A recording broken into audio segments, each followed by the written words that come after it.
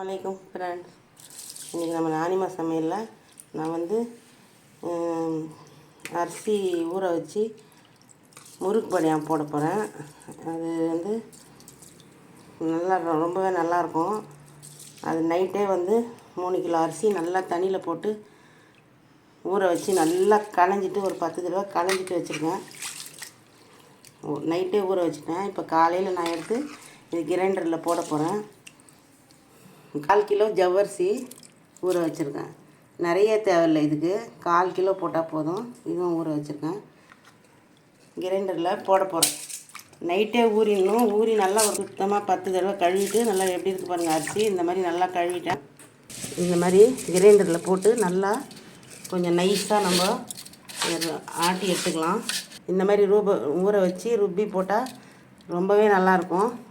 இது வந்து நல்லா நான் ருப்பி நைஸாக ருப்பி எடுத்துக்கிறேன். வாசல் ஆடு நான் இந்த பாத்திரம் வச்சுட்டேன். இப்போ அதுக்கு தேவையான வேக வைக்கிறதுக்கு நான் தண்ணி ஊற்ற போகிறேன்.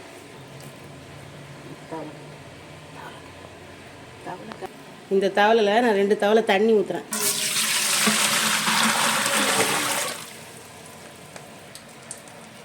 ரெண்டு தவளை தண்ணி நல்லா வந்து கொதிக்கிட்டேன். தண்ணி நல்லா கொதிச்சிருச்சு. நான் வந்து கொஞ்சம் தண்ணி எடுத்து வச்சுக்கிறேன். ஜவ்வரிசியை 1/4 கிலோ ஜவ்வரிசி இதில் போட்டு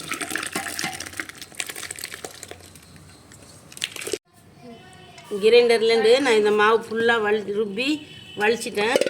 எப்படி இருக்குது பாருங்கள். இந்த மாதிரி இருக்கணும் மாவு. கிரைண்டரில் ருப்பி வலிச்சது. இது வந்து நைட்டெல்லாம் ஊற வச்சு கிரைண்டரில் போட்டால் 1 நிமிஷத்தில் ருப்பிடும். இந்த அளவுக்கு நைஸாக அரைச்சி இந்த மாதிரி கலக்கிக்கலாம். தேவையான அளவு உப்பு சால்ட்டு இதிலே போட்டுக்கிறேன். இப்போ வந்து நம்ம இதை கரைச்சி விட்டு அப்படியே மாவு தண்ணியில் ஊற்றி அப்படியே கிண்டி விடலாம். அப்படியே இந்த கிரைண்டரில் ருப்பின மாவை நம்ம அப்படியே அரைச்சி வலிச்சு விட்டு நல்லா இந்த மாதிரி ஊற்றி கிண்டிகிட்டே இருக்கணும். இல்லைன்னா ரொம்ப கட்டி ஆகிடும். நம்ம கிண்டிகிட்டே இருக்கணும்.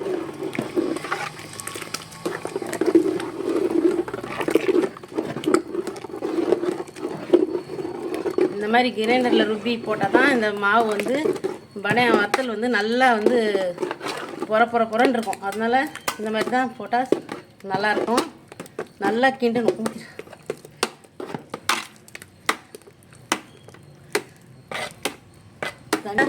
போடும்போதே எப்படி நல்லா கட்டி இல்லாமல் நல்லா இதாகிடுச்சு.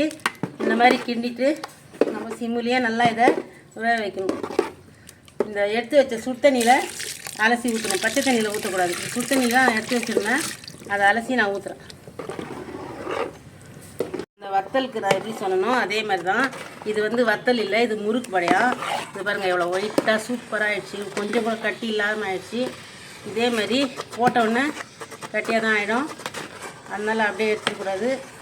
அப்படியே சிம்மில் அடுப்பில் நேரத்துலேயே கொஞ்சம் நேரம் அப்படியே நல்லா புழுங்கணும். இப்போ நல்லா கிண்டிட்டேன். அப்படியே கொஞ்சம் நேரம் மூடி வச்சா நல்லா வேகணும். சிம்மிலே வச்சு அப்படியே வேகணும். நான் மூடுறேன். இது வந்து வத்தலில் போடுறதுக்காக தான் இஞ்சி பூண்டு கொஞ்சம் தேவையான அளவு போடுறேன். இது பத்தலைன்றதுக்காக கொஞ்சம் அரைச்சது இருந்துச்சு, அதையும் போட்டுருவேன். இதை வந்து ஒரு இஞ்சி பூண்டு 2ஐயும் சேர்த்து நல்லா ஒரு சுற்றிட்டேன். அதில் வந்து இந்த பச்சை மிளகாய் போட்டுக்கிறேன். ஒரு கைப்பிடி அளவு பச்சை மிளகாய். இது கொத்தமல்லி ஒரு கைப்பிடி அளவு புதினா. எல்லாத்தையும் போட்டு நல்லா நைஸாக அரைச்சிடுறேன். இஞ்சி பூண்டு பச்சை மிளகாய் ஒரு கைப்பிடி அளவு, கொத்தமல்லி ஒரு கைப்பிடி அளவு, புதினா ஒரு கைப்பிடி அளவு, இஞ்சி பூண்டு பேஸ்ட்டு எல்லாம் போட்டு நல்லா மொத்தமாக அரைச்சிட்டேன். இப்போ வந்து இது நம்ம எடுத்துகிட்டு போய் அந்த வத்தலில் ஊற்றி இந்த இஞ்சி பூண்டு கொத்தமல்லி புதினா பச்சை மிளகாய் எல்லாம் அரைச்சிதை நான் இதில் ஊற்றிக்கிட்டேன். இப்போ வந்து இதில் சுடு தண்ணி தான் ஊற்றி அலசி ஊற்றுறேன். பச்சை தண்ணியை நம்ம சேர்க்கக்கூடாது. இது அலசி ஊற்றுறதுக்கு கூட சுடு தண்ணியாக தான் இருக்கணும். நல்லா கொதித்த தண்ணி எடுத்து வச்சுருக்கணும். நான் வந்து இந்த அரைச்ச பேஸ்ட்டை இந்த மாவில் ஊற்றிடுறேன். நல்லா கிண்டி விட்டுக்கலாம். நல்லா கிண்டி நல்லா கொதிக்கணும். ரொம்பவே நல்லா டேஸ்ட்டாக இருக்கும் இதெல்லாம் போட்டு நம்ம செய்கிறதுனால. கொஞ்சம் காரஞ்சாரமாகவும் இருக்கும். வத்தல் சாப்பிட்றதுக்கு ரொம்ப டேஸ்ட்டாக இருக்கும். இந்த மாதிரி காரம், புதினா, கொத்தமல்லி, இஞ்சி பூண்டு பேஸ்ட்டு எல்லாமே போட்டு நம்ம நல்லா கிண்டிடணும். நான் ஓப்பன் பண்ணுறேன். இங்கே பாருங்க, அரிசி போட்டு எப்படியும் ஒரு அரை மணி நேரம் சிம்மில் இருந்தால் இந்த மாதிரி குண்டு குண்டாக முட்டையாக பபிள்ஸ் மாதிரி வரும். இப்போ தான் வந்து இது மாவு நல்லா வெந்திருக்கு, சேர்ந்து வந்துடுச்சு. சிம்மிலே வச்சு நம்ம கிண்டி இந்த மாதிரி கலர் மாறணும். நான் வந்து எனக்கு தேவைன்னு நான் கொஞ்சம் இவ்வளோ அதிகமாக போட்டிருக்கேன். உங்களுக்கு தேவைப்படுற அளவுக்கு நீங்கள் 1 கிலோ, அரை கிலோ அந்த மாதிரி போட்டு கூட இதே ஸ்டைலில் நீங்கள் வேக வச்சு போடுங்க. நல்லாயிருக்கும். நிறைய வேணுன்றவங்க இந்த மாதிரி போடுங்க. கம்மியாக வேணுன்றவங்க ஒரு அரை கிலோலையும் போடலாம், 1 கிலோலையும் போடலாம். அது ஈஸியாக இருக்கும். இது எனக்கு தேவைப்படுறதால நான் வந்து கொஞ்சம் நிறைய போட்டுருக்கேன். அவ்வளோதான். இந்த மாதிரி ஆவி வரணும், இந்த மாதிரி பபிள்ஸ் வரணும், இந்த மாதிரி கலர் மாறணும். அப்போ தான் வந்து மாவு வெந்த மாதிரி, இல்லைன்னா முறுக்கு போடும்போது உடஞ்சிடும். இப்போ இதில் வந்து கொத்தமல்லி, புதினா, பச்சை மிளகாய், இஞ்சி பூண்டு பேஸ்ட்டு எல்லாம் போட்டு நம்ம கலந்துட்டோம். இப்போ வந்து எள்ளு, ஜீரகம் போட்டு நம்ம கலந்துடணும். அவ்வளோதான். இப்போ இறக்கி வச்சு ஆற வச்சு நம்ம வத்தல் போட்டுற வேண்டியது தான். அவ்வளோதான். இன்னும் கொஞ்சம் கஷ்டமாக இருக்கும், ஆனால் நல்லாயிருக்கும், டேஸ்ட்டாக இருக்கும். அவ்வளோதான். அப்படியே மூடி வச்சு நான் இறக்கி கீழே வச்சிடுறேன். இப்போ நான் வந்து மாவு வந்து சட்டிலேருந்து வலித்து இதில் போட்டு நல்லா கிண்டுறேன். கொஞ்சம் ஆறினா தான் நம்ம வந்து போட முடியும். ஆறுனா இன்னும் கொஞ்சம் டைட்டாகிடும். இன்னும் கட்டியாக கூட செய்யலாம், வேவாது சீக்கிரத்தில். அதனால் கொஞ்சம் இப்படி ஆயிடுச்சு. இது வந்து கொஞ்சம் நேரத்தில் டைட் ஆகிடும். அப்படியே நம்ம வந்து ஆற வச்சு அப்படியே போடணும். இந்த கலர் வேணும்னா நீங்கள் கொஞ்சமாக ஆட் பண்ணிக்கோங்க, இல்லைன்னா வேணாம். நான் கொஞ்சமாக போட்டிருக்கேன். இதில் பாருங்க ஆறிடுச்சு. இப்போ தான் நான் ஃபஸ்ட்டாக எடுக்கிறேன்.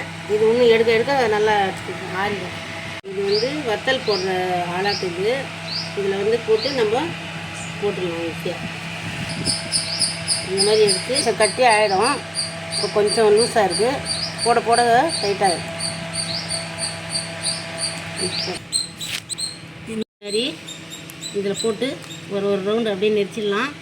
இன்ஷால்லா இது காஞ்சால் ரொம்ப சூப்பராக இருக்கும். இன்ஷால்லா இதேமாரி நீங்களும் செய்யுங்க, நல்லாயிருக்கும்.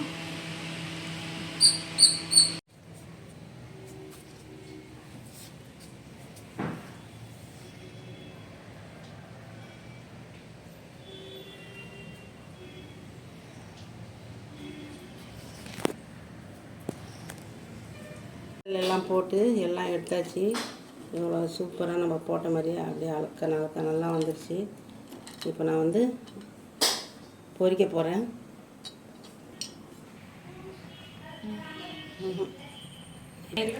இந்த மாதிரி எண்ணெய் நல்லா காயணும். நல்லா காஞ்சால் தான் வந்து அப்பளம் வத்தல் நல்லா பொரியும். இந்த மாதிரி போடுங்க. எப்படி பொரியுது பாருங்கள்.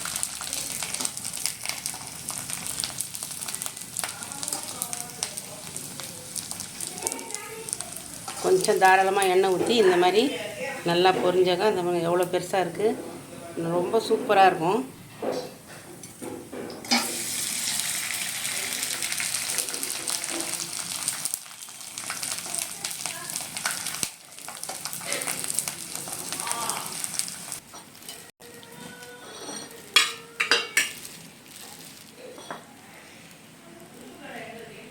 எப்படி சூப்பராக இருக்கு பாருங்கள். இதேமாரி நல்லா காய வச்சு எண்ணெய் அது நல்லா காஞ்ச ஏற்பாடு வறுத்தாக்க ரொம்ப நல்லாயிருக்கும். சாப்பிட்றதுக்கும் ரொம்ப டேஸ்ட்டாக இருக்கும். இந்த வீடியோ பிடிச்சிருந்தா லைக் பண்ணுங்கள், ஷேர் பண்ணுங்கள், கமெண்ட் பண்ணுங்கள், மறக்காமல் சப்ஸ்கிரைப் பண்ணுங்கள்.